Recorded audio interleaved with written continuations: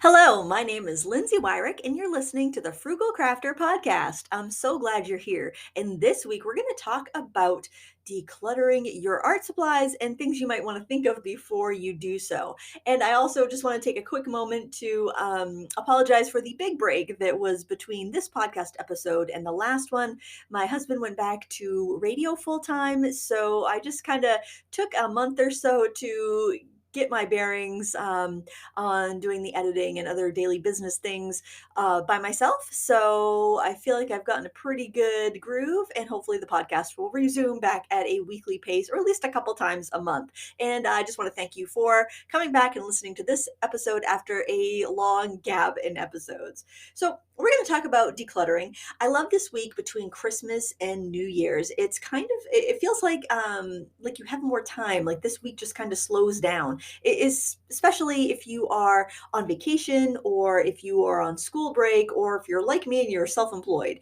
This tends to be a really slow period. Kind of coming on the heels of a really fast paced period, the period before Christmas. I think most people that have a shop or a YouTuber or an artist, anybody that's going to be making things, doing craft fairs, this week here, it tends to be kind of like a time to catch your breath and reassess, maybe tidy up after leaving your craft room or your art studio in a bit of a disheveled mess as you frantically finish up projects and pack orders and everything. So I love to take this time to just slow down, take a look around, assess my surroundings, and figure out what I need to keep, what I'm not using anymore, and plan for the year ahead. And this has been a very challenging couple of years for artists, I think for people in general. But for us in the arts, I've noticed that, and I noticed this early on in the pandemic back in 2020. I was noticing that the prices were rising on art supplies. I was noticing that things were selling out. And I made a decision at that point to really curb my spending because well, for one, I knew supply shortages were happening. And I didn't want to, I honestly didn't need anything. So I wouldn't want to take something from someone else that might be just getting to the hobby, finding that they have time now and they could pursue painting or drawing or one of these other topics that maybe they didn't have the time to before. And also I didn't want to pay more when I knew that this was probably a temporary situation where prices were going to be higher and there'd be a lot of demand and not a lot of supply. And it's kind of gotten a bit worse, I think, over the past couple of years. And other than a indiscretion during Amazon Prime Day. I generally don't have Amazon Prime, but I did a free trial and then Prime Day came up and I had absolutely no self control. Other than that, I've been pretty good as far as at my purchasing. Now, that doesn't mean a lot of supplies haven't come in. Being a reviewer of supplies, I often will get new releases as companies come out with them. So there's always a steady influx. And so I do need to contend with those supplies, decide whether I'm going to keep them or pass them along and whatnot. And one other thing I found that's very valuable as a supply reviewer is to have products that are available to keep those products that are available, because if I get a new set of markers or pencils or paints, I want to compare them with other products that are similar to see if it's just a wolf in sheep's clothing, for instance, like it's the same product just in a different color tin or from a different brand. I like to know and compare and see what products are exactly the same or very, very similar. So if consumers have like product A and they're curious about product B, if product B is the same thing just with a different label slapped on it, I want to be able to tell them that so that they don't end up buying duplicates if they don't want it. Or if product A was discontinued and they loved it, then to find a comparable product that could replace that. So I'm in a bit of a unique situation where I am not going to ever be a minimalist in my art and craft room, but I don't like to keep things that I know I'm never going to use again, because especially if they could benefit somebody else. So at the beginning of the pandemic, when we thought it was just going to be 2 weeks of everybody staying home for, the virus to go away, I did a color pencil review, a kid's color pencil comparison. And I had been hanging on to and collecting some pencils that I used to really enjoy using when I was younger and when I was teaching younger kids. And I wanted to see if they were still as good as I remember. So I had some Prang color pencils, I had Crayola, I had some, I think, crazy art. I had a bunch of other kids brands that my kids had that they were getting rid of because I mean they use my supplies now. And they're not really kids anymore. They're 17, so they're using my stuff. And there really wasn't much need for me to hang on to those, but I thought before I pass them along to a friend with a daycare, I would do a comparison. So people that were home with their kids out of school because of the pandemic, they would have a good idea of what they could go to Walmart or Target or even the grocery store or the drugstore and pick up that would be suitable for their kids. And they could get the best of what was available. Because, when you're looking at Crayola, Prang, Crazy Art, they're all very similar in price. So I just wanted to put those budget or actually kids kind of mass market brands to the test to see what was the best. So I did, and I also did Prismacolor too, because you can pick those up at Walmart and Sam's Club and whatnot. So I compared those, and then when I was done filming that video, I boxed up all those supplies and I gave them to a friend with a daycare. And I also boxed up some other kids' craft supplies that I knew I wasn't going to be using because I'm beyond that season of life, and I don't foresee myself teaching children anymore. So that when I did my big KonMari declutter a few years ago, you can go back on my YouTube channel and find that video where I went through every single item in my art and craft area and pared it way down. I think I probably cut it down to half or maybe even a third of what I had, maybe even a quarter. I don't know. It was some serious decluttering because I had stuff. I just never got rid of anything. And I had stuff I've been crafting my entire life. I've been painting my entire life. So I had a lot of stuff. And because I used to have an art studio where I taught, I had a lot of multiples of things that I really had to face facts and say, am I going to teach again? And if I do teach again, am I going to teach children or am I going to only teach adults? And I pretty much decided that I would only be teaching adults if I went back into teaching. I just don't have the energy for teaching large groups of children anymore like I used to before I had my own children. So that really was kind of my criteria of getting rid of supplies. But I found, and I stayed pretty ruthless since then until the pandemic came, and I was like, well, it's hard to get supplies, and and then I recently read a few articles the other day about paint supply shortages. So I thought I would do this podcast not as a get rid of everything. You don't need to store anything in your craft room. Store it at the store to actually kind of a counterpoint because I do feel like now more than ever, there's a case for keeping some extras on hand. So, the first thing I want you to ask yourself as you're contemplating doing maybe a year end declutter is this is something that I've done before and I haven't done in a while, but I do plan on doing and making an inventory. And businesses do inventories. Like if you have a store where you're selling products to consumers, you do an inventory. I think it's required by for tax purposes. And you figure out how many of each item you have and you see what you need to reorder, you see what you have plenty of, you see what's been selling and what hasn't been selling, and you make sure that your computer matches what you physically have on the shelves. So you can do this as an artist as well. So for one thing I'm going to be doing will be an inventory of my watercolor tubes because I get kind of nervous when I hear the word paint supply shortage. And the articles that I was reading, there's been some paints that have actually gone discontinued this during the pandemic. I think it's I can't remember the pigment number, but it's another quinacridone color that went discontinued. Now we're kind of in an odd situation as artists. We are not the driver of pigment manufacturing. We are last on the supply chain for that.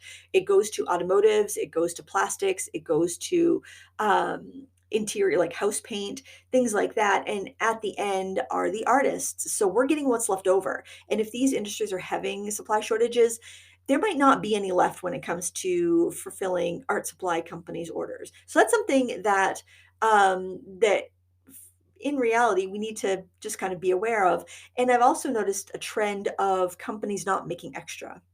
And so that's something that I don't think I would think that once the pandemic is done and factories are working at full capacity again, we will be able to get our paints, but I don't think that companies are going to be making the excess that they used to. I think it's going to be a lot tighter of a ship. I do think that like paint companies will order as much as they can so they're not as vulnerable when supply chain problems happen. I can see companies buying tons of pigment and tons of binder and whatnot so that they can keep carrying on and fulfilling their customer's order, even if there is a problem. But right now we're in this weird situation where linseed oil is in short supply.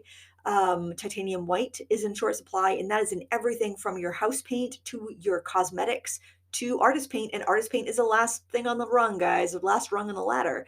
And ultramarine blue pigment is in short supply right now. So when I heard that, I was kind of like, whoa, wait a minute. Ultramarine blue, as a watercolorist, I use more ultramarine blue than any other color. And my first urge was to stockpile. I was thinking, I need to stockpile. But then I was like, wait a minute. Before I order anything, I need to do an inventory. So I would do that as your first step, especially if you're feeling a little nervous. And I am somebody that, even though I say I'm a minimalist in my house for the most part, I do think that minimalism and hoarding are kind of two sides of the same coin. I think that a lot of minimalists are former hoarders, and I think it's a very similar symptom that that we have. That kind of that extreme way of being. So it's like I do not want to be out of ultramarine blue paint. I don't want to, I have a hard time creating if I feel scarcity. In fact, if I find a product that I love, I want to buy a backup because otherwise I won't use that thing that I love because I'll be afraid of running out. So if you are similar to me, then it helps to have a backup. Also, I live in a remote area and we don't have any art supply stores nearby. Our closest stores are in town and it's big box craft supply stores. So I can't even get I might be able to get a very small, very overpriced tube of like maybe Winsor and Newton ultramarine blue, but I'd rather have like 15 ml tubes or maybe even like a 37 ml tube of Da Vinci ultramarine blue just to be safe. So the first thing is to take an inventory, write down on a piece of paper, or you can do a fancy spreadsheet on your computer. If you want to keep it updated, probably on the computer is better, but I tend to be a notebook girl, so I just grab a notebook and start writing down the colors I have. I'm not really granular with it. I don't even because I have tubes of paint of all different sizes. I generally, when I'm buying paint, I'll buy 15 ml tubes, but like sometimes you find like a deal where it's buy a watercolor block and get like, five ml tubes of a brand free or whatever. So, you'll have those smaller tubes and you'll have bigger tubes. And I have a few Da Vinci large tubes. So, but what I'll do is I'll just take stock of number of tubes. So if I have like 10 tubes of ultramarine paint, even though they might vary in size from 5 mLs to 15 mLs, I'll just put it down as that many tubes. You can be as granular as you want with that. But take an inventory because I find that if you are confronted with all you have in a specific category, and that's part of the KonMari method, is you will feel a little bit better about your lot in life. You won't feel like you're running out of everything, at least if you're like me, or you'll see exactly where you have gaps. Like you might be down to your last tube of titanium white oil paint, and knowing that linseed oil and titanium white are in short supply might be a good idea to order a large tube or maybe even two, just to be on the safe side. But if you see that you have 10 tubes, then you can be like, phew, I'm fine. I'll be, by the time that I run out, everything will be back to normal. You know how much you use, you know how much you have on hand. Also, I want you to look at your supplies and ask yourself, um, will I use it? Is this still a product I like? Is this still something I would use? And if the answer is yes, then great, proceed to the next question. If the answer is no, like maybe it's a set of student grade watercolors that you never really liked. Nothing wrong with them. They're not going to help you achieve the painting that you like to do. You would never use them. Even if you were out of your artist grade paint, you'd go and buy another tube. You wouldn't use this. Pass that along, give it to a friend that has an after school program, or give it to the library, something like that. But yes, it's something you like. Then ask yourself, how long will it last? If it's something like bottled acrylic craft paint, you've got maybe a year or two before it can start to get kind of watery and chunky in the bottle. So if you've got so many tubes of, say, titanium white bottled craft paint, and you know that you'll maybe use 2 this year and you've got 10, you could give away 7 of those and have more than enough. You know what I mean? But if it's like a watercolor and you've got, 15 tubes of ultramarine blue, but it's watercolor, it's not going to go bad, and you're going to live long enough to use them up, then I would keep them. Even if the watercolor goes dry in the tube, you can cut the tube off and peel it off and put that in a palette and use it. I've done it before. Now, I'm not saying, go hoard and overstock, but if it's something that we'll keep and it's something you will use, there's no harm in keeping it if you have the space for it, and you can, you know, keep it in a good, in good condition. Oil paint is very similar. I find that if you've got uncapped oil paint, I mean, I'm sorry, you've got capped up oil paint, they've got good covers, the tubes aren't damaged, they will last for decades as well.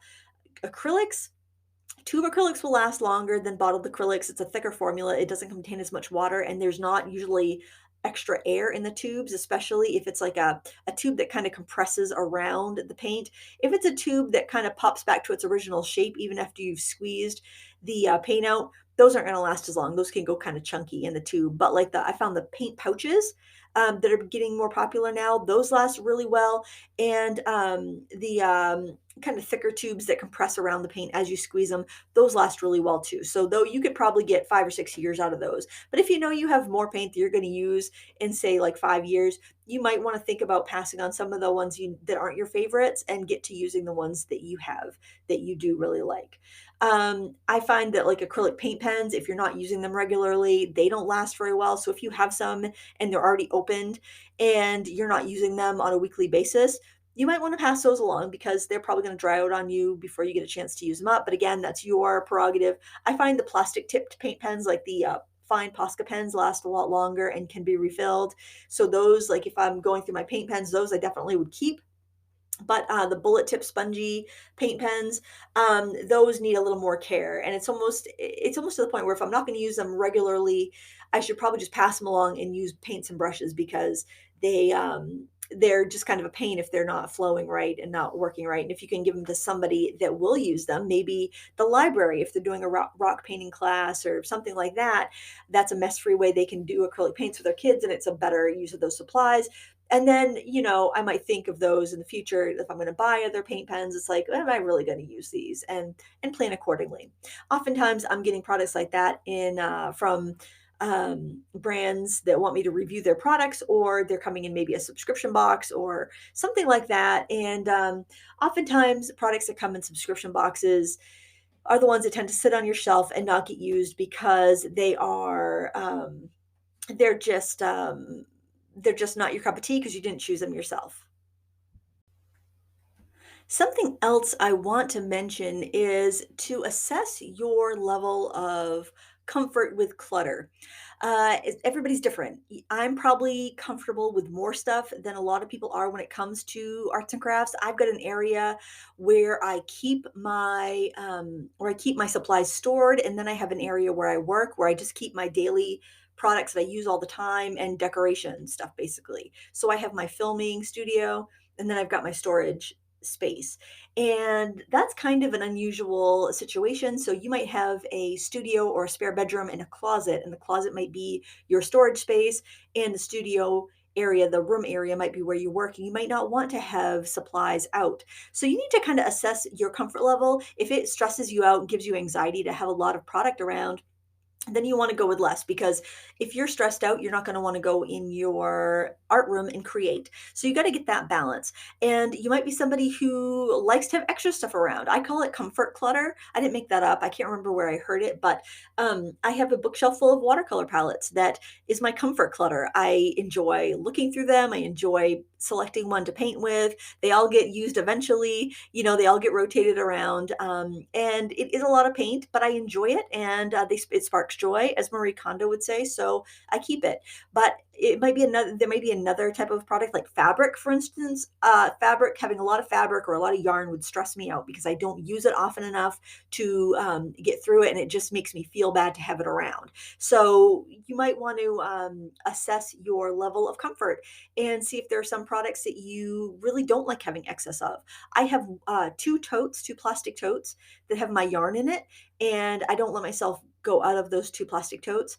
I have a small kind of little filing drawer cabinet that I have all my fabric in, and I don't let myself have more fabric than will fit in those drawers. So it's generally felt and fat quarters.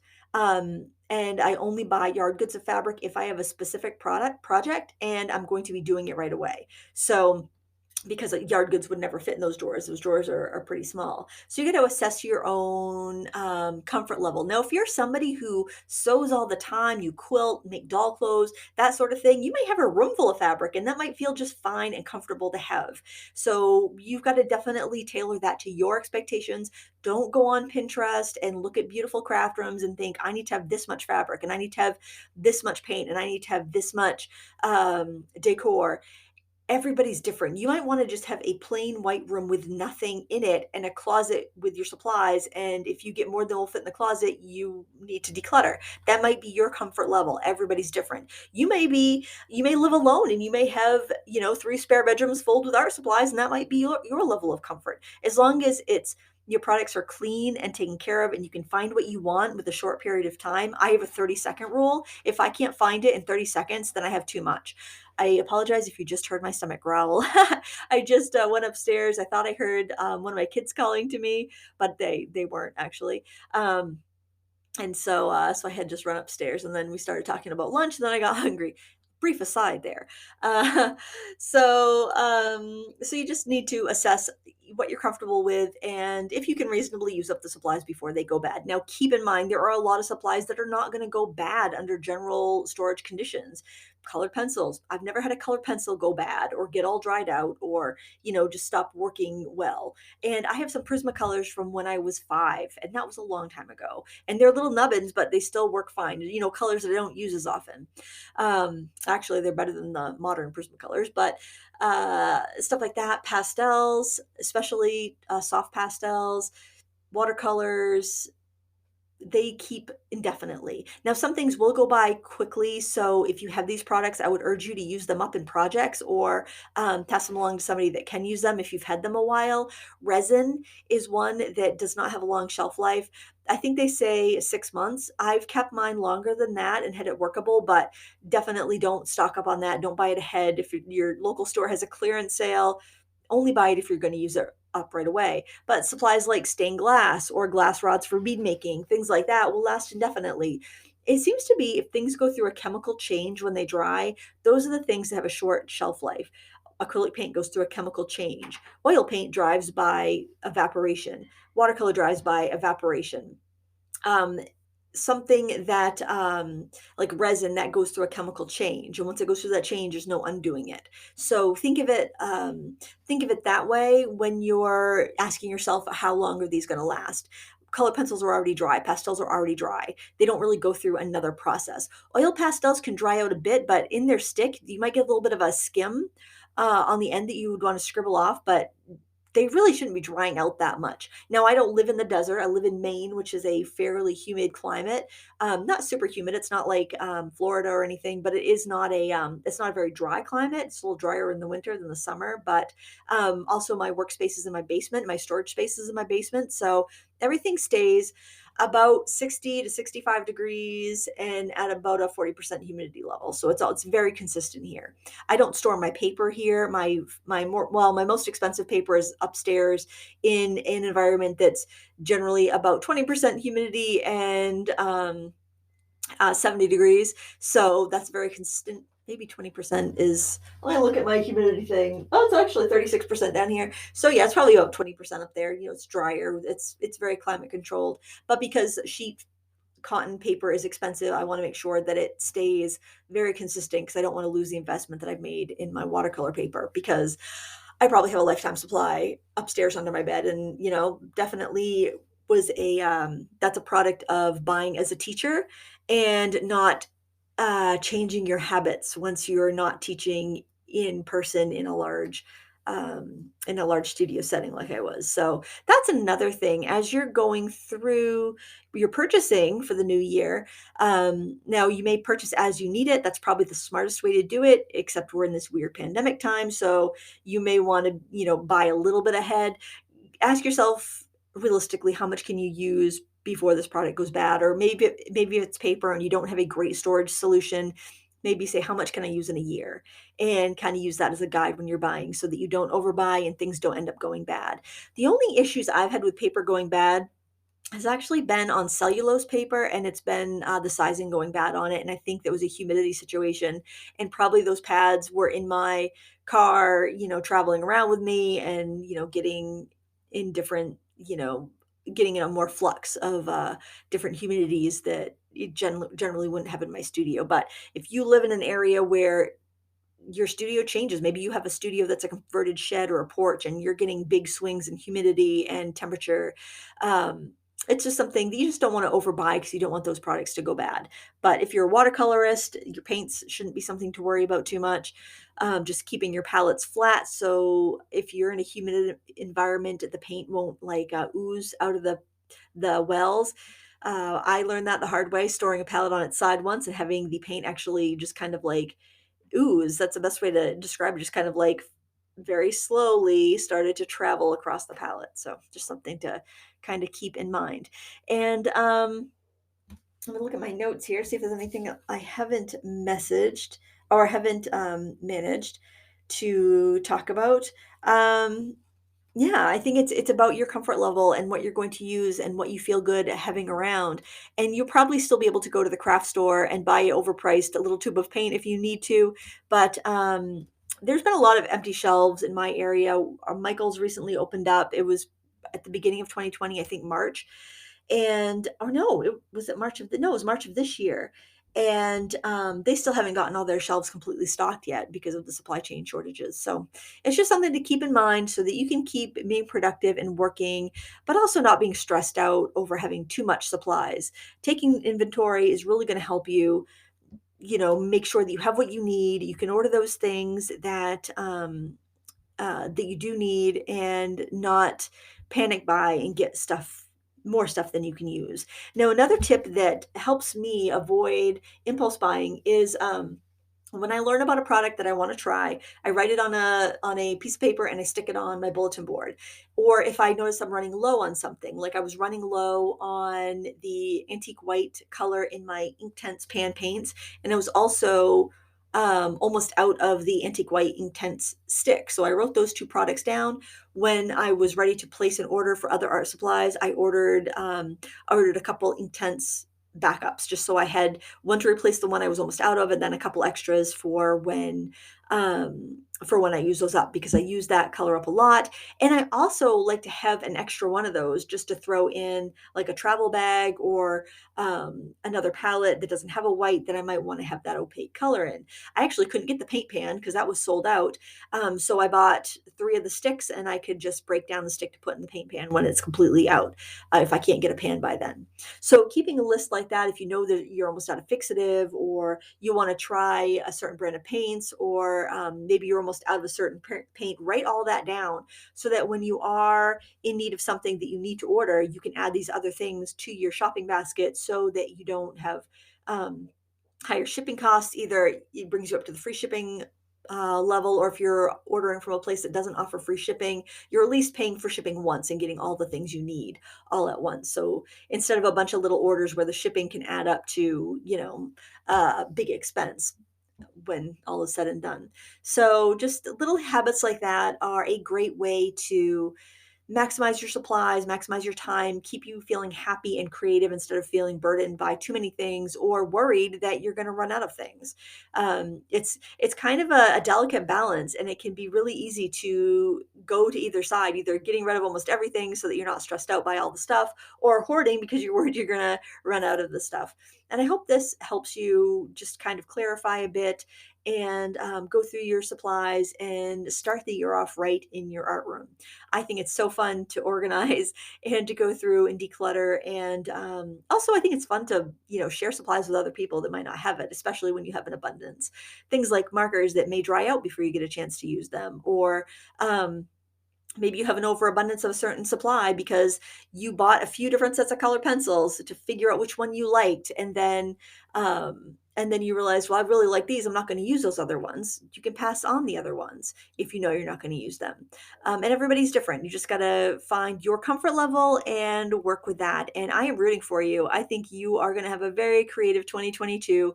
And I look forward to hearing what you have to say. You can leave a voice message on the podcast player. You can always leave a comment on my blog when I post the podcast up on my blog. And I'll probably be going into this topic on my YouTube channel as well. So you can always chat about that in the YouTube comments. Thank you so much for listening. I appreciate you. And Happy New Year and happy crafting.